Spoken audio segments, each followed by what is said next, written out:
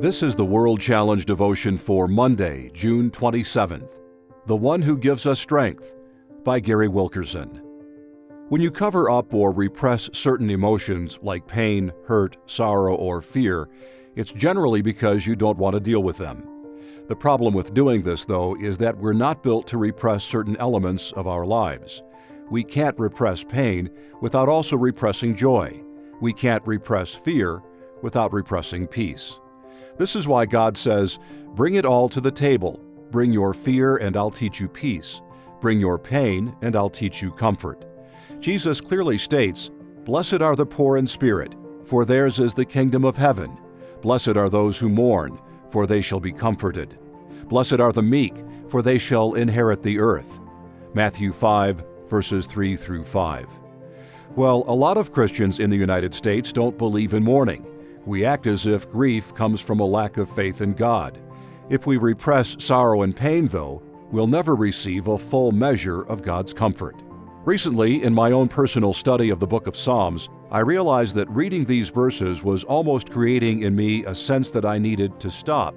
I could not continue until I was willing to be honest with God and the Scriptures.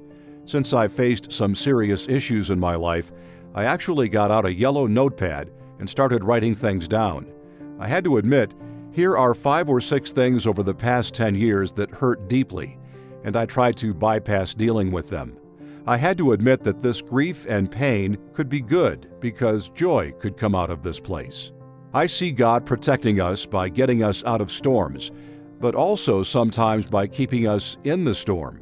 Say somebody is facing depression and you see God lifting them out of that season of despair.